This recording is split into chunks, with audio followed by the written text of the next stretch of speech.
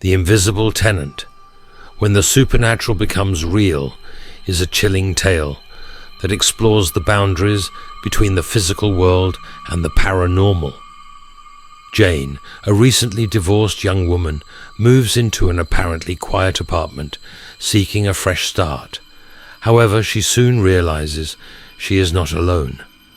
Invisible presences, inexplicable sounds, and a constant feeling of being watched begin to dominate her life, leading her to question her sanity and discover dark secrets that the building hides. Night was falling over the city as Jane turned the key in the lock of her new apartment. The creak of the door echoed down the empty hallway, as if announcing her arrival in an unknown world. She hesitated for a moment, her hands still on the handle, feeling the weight of her decision to restart life after a painful divorce. Apartment 13B, on the 4th floor of the Solaris building, seemed at first glance to be the perfect refuge. The newly painted walls in immaculate white reflected the weak light of the evening that seeped through the blinds. Jane took a deep breath, absorbing the smell of fresh paint and cleaning products. It was the scent of the new beginning she longed for. While unpacking her boxes, Jane couldn't help but notice the almost palpable silence that filled the space. It was a different kind of silence, dense, as if the air itself were loaded with secrets. Occasionally, the wooden floorboards creaked under her feet, making her startled. Just the house settling, she murmured to herself, ignoring the uncomfortable sensation that began to form in the pit of her stomach. As the night progressed, Jane began to feel something strange. It was as if invisible eyes were following her through every room. Several times she turned abruptly, expecting to catch someone or something watching her. But all she found was emptiness and the dancing shadows projected by the streetlights. It was when she was about to go to bed that she heard it, a whisper so low it could have been just the wind. But there were no open windows. The sound seemed to come from within the walls, an unintelligible murmur but undeniably present. Jane froze, her heart racing in her chest. That first night. Curled up under the sheets, Jane fought against the growing fear and the disturbing certainty that despite having moved to be alone, something in apartment 13B was keeping her company.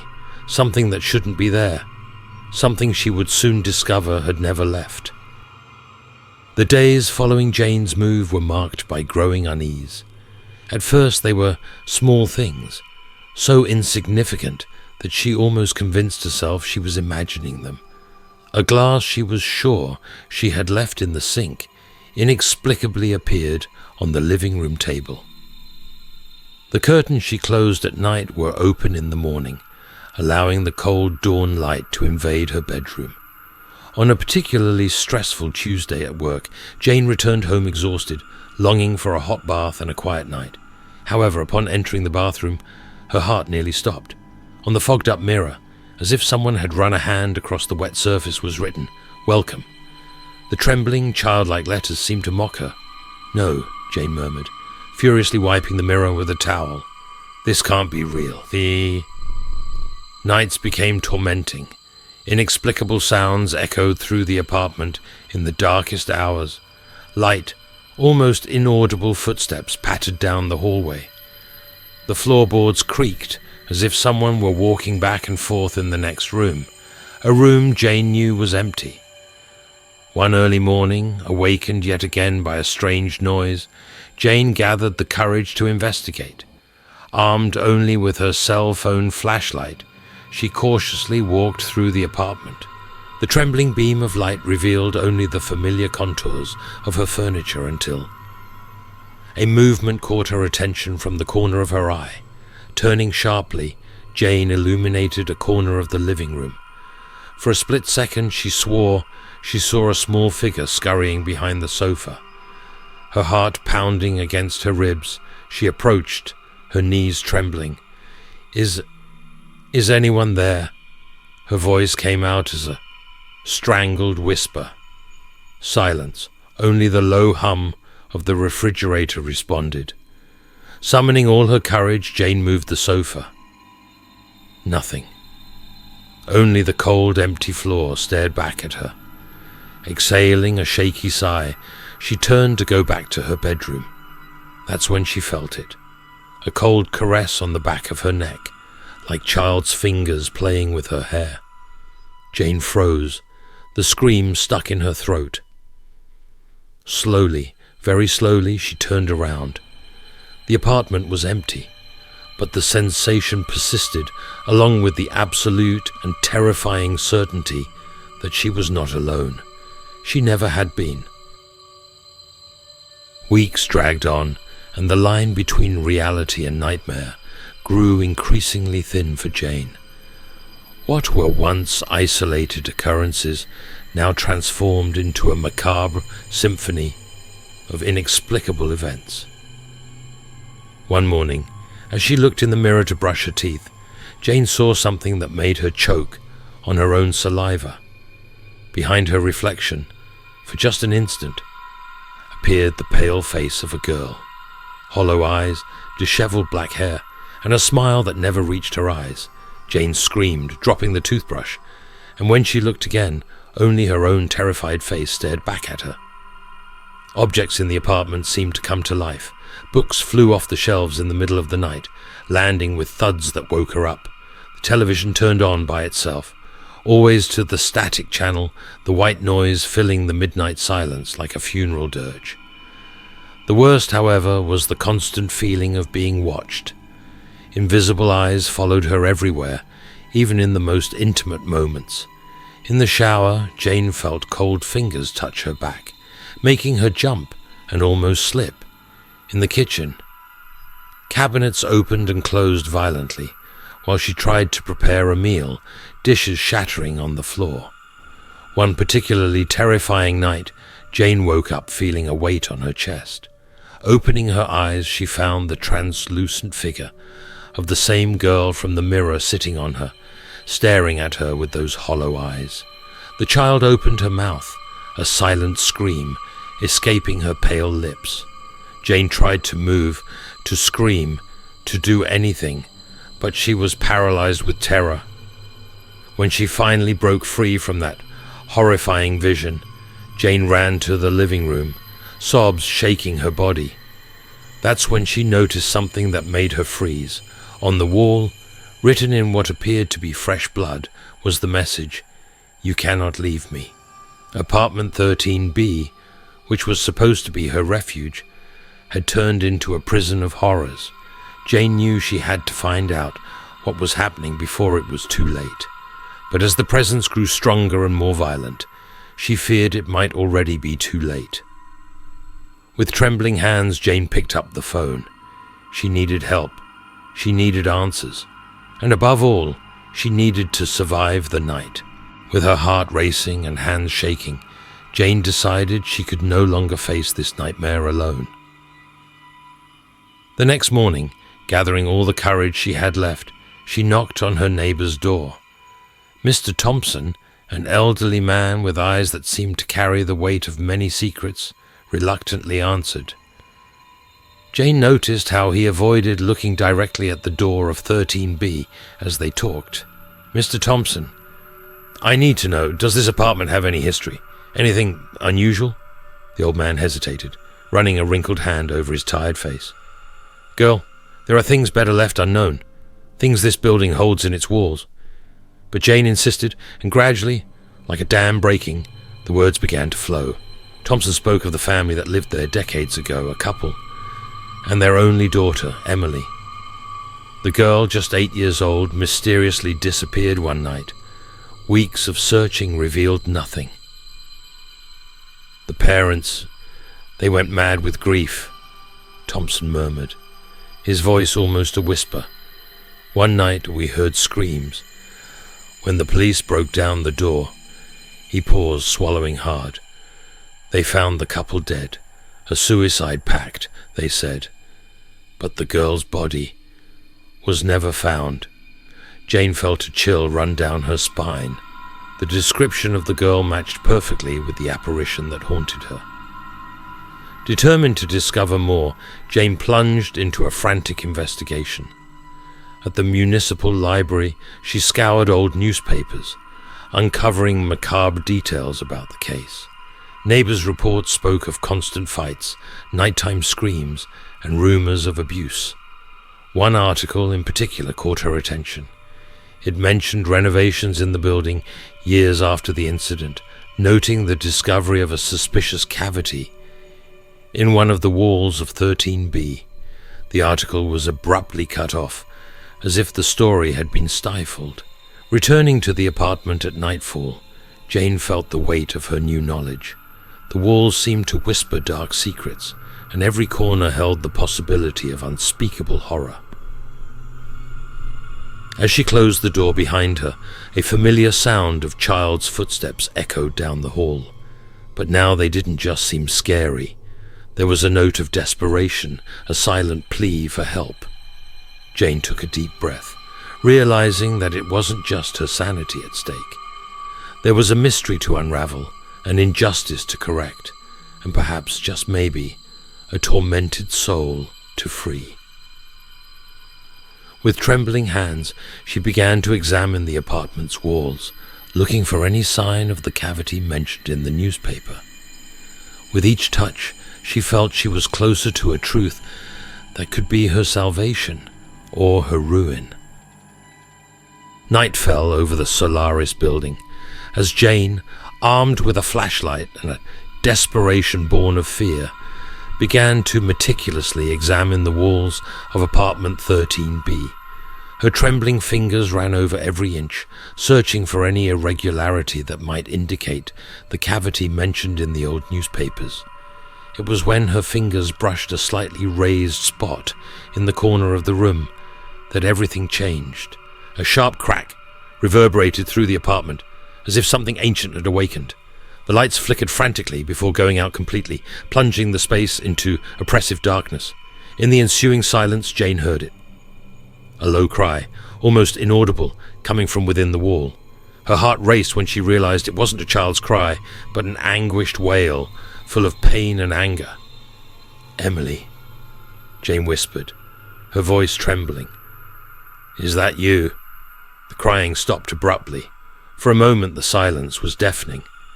Then a child's voice, distorted by something not of this world, echoed through the apartment. "You found me. Now neither of us can leave." A chilling, supernatural wind swept through the room. Objects began flying through the air, crashing against the walls with enough force to leave marks. Jane threw herself to the floor, protecting her head with her arms as chaos erupted around her. When she finally dared to look up, her scream got stuck in her throat, and before her stood Emily, not the pale, translucent girl, but a twisted, grotesque figure. Her body seemed to float inches off the ground, her limbs bent at impossible angles. Her eyes, once hollow, now burned with supernatural fury. "They hurt me," Emily's voice echoed, a mix of childish rage and ancient malice. "They hid me, and now you will feel my pain." The walls began to weep a dark, viscous liquid, staining the immaculate white, with trails that looked like tears of blood. The smell of decay filled the air, making Jane gag. In a horrifying flash of understanding, Jane realized the truth. Emily had not simply disappeared. She had been the victim of something much worse, something that her parents' young minds could not bear. "Emily, I'm so sorry," Jane stammered, tears streaming down her face. "What happened to you was horrible, but I'm not responsible. Please let me help you find peace." For a moment, the fury in the entity's eyes seemed to waver, but then, with a scream that seemed to come from the depths of hell, Emily lunged at Jane. Apartment 13B turned into a vortex of supernatural horror, with Jane at the epicenter of a battle not just for her life, but for her very soul. As she fought against the malevolent force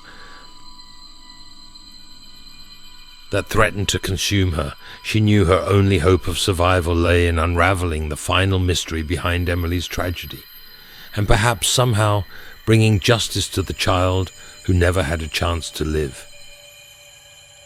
Apartment 13B had become a supernatural battlefield. Jane, cornered against the wall, felt the oppressive weight of Emily's presence everywhere. Objects flew through the air like projectiles, shattering against the walls. The air was thick, charged with a malevolent energy that made Jane's skin tingle. "You can't escape," Emily's distorted voice echoed, seeming to come from all directions at once. "No one ever escapes." Jane tried to run for the door, but it slammed shut violently, nearly crushing her fingers. Desperate, she turned to the windows only to see them covered with a black, bubbling substance that seemed threatening. "Please, Emily," Jane pleaded, her voice trembling. "I want to help you. Tell me what happened." For a moment, everything went quiet. Then, like a macabre movie, images began to form on the stained walls of the apartment. Jane saw flashes of a life of abuse and neglect, culminating in an indescribable horror. Emily, small and scared, being walled up alive by her own parents. The shock of the revelation made Jane stagger. "Oh God," she murmured, tears streaming down her face. "Emily, I'm so sorry." Emily's twisted figure appeared again, her eyes now filled with infinite sadness mixed with anger. "They left me here, alone in the dark, forever." Jane felt her heart break for the child who never had a chance, but she also knew she needed to find a way to break this cycle of horror. "Emily," she said, trying to keep her voice steady, "what your parents did was unforgivable, but staying here, tormenting others, won't change the past. You deserve peace." The words seemed to hit something deep within Emily. The supernatural storm lessened slightly, and Jane saw a chance. Slowly she approached the wall where she suspected Emily's body was hidden. "Let's end this together," she said softly. "Let's reveal the truth to the world and bring justice to the girl you were." With trembling hands, Jane began to scratch the wall. To her surprise, the plaster began to give way easily, as if years of accumulated energy were finally being released. As she worked frantically, Jane felt Emily's presence oscillating between fury and hesitant hope. The air grew heavier, and Jane struggled to breathe. Finally, her fingers touched something solid within the wall. With a last effort, she removed the remaining pieces of plaster, revealing what had been hidden for so long. What happened next was a whirlwind of emotions and supernatural energy. Jane found herself at the epicenter of an explosion of light and darkness, Emily's scream echoing not just through the apartment, but across decades of pain and suffering. When everything finally calmed down, Jane found herself lying on the floor, gasping and exhausted. The apartment was in ruins, but the air felt lighter. Trembling, she stood up, looking around. The horror had passed, but Jane knew the journey was far from over. Now she carried the weight of the truth and the responsibility to bring justice to a long-lost soul. Dawn found Jane sitting on the floor of the devastated apartment, wrapped in blankets provided by the paramedics. Around her, police officers and forensic investigators combed the scene, their expressions a mix of shock and disbelief. Emily's body, preserved in the wall's recesses for decades, had finally been discovered. The evidence of the horrific crime committed so many years ago was now exposed to the daylight, impossible to ignore. Jane watched everything with a distant look, her mind still processing the surreal events of the previous night. The detective in charge of the case approached, his demeanor grave. "Miss, I don't know how to explain what happened here," he began hesitantly. "But thanks to you, a decades-old mystery has finally been solved. Little Emily will get the rest she deserves." Jane nodded silently, feeling a complex mix of emotions: relief, sadness, and a weariness that seemed to penetrate to her bones. In the days that followed, the story of the Solaris building and the terrible secret of apartment 13B dominated the headlines. Former neighbors were questioned, records were unearthed, and the dark truth behind Emily's disappearance came to light in all its cruelty. For Jane, the recovery process was slow and painful. Nightmares haunted to her, echoes of the horrors she had witnessed, but there was also a growing sense of purpose. She felt compelled to tell Emily's story, to ensure that the injustice suffered by the girl would never be forgotten. Months later, Jane returned to the Solaris building one last time. Apartment 13B had been sealed off, destined to remain empty, a silent memorial to the tragedy that had occurred there. Standing in front of the closed door, Jane felt a gentle breeze caress her face. For a moment she could have sworn she heard a whisper, not of anger or fear, but of gratitude. "Rest in peace, Emily," Jane murmured, gently touching the wood of the door. As she walked away, Jane knew she would never be the same. The veil between the world of the living and the supernatural had been torn, and she now carried the knowledge of truths that few would dare to believe. However, as she left the building and felt the warmth of the sun on her face, Jane felt something she hadn't experienced in a long time: hope. She had faced the unimaginable and survived. She had brought justice to a lost soul. And yet, as she walked down the street, Jane couldn't help but look back one last time. For an instant, she saw a small figure in the window of the 13th floor, a girl with dark hair smiling serenely before disappearing. Jane smiled back, a shiver running down her spine. Some stories, she realized, never really end. They just wait patiently for the next chapter. 5 years had passed since the events at the Solaris building. Jane, now a renowned author for her book about Emily's case, which became a bestseller, was back in her hometown for a lecture.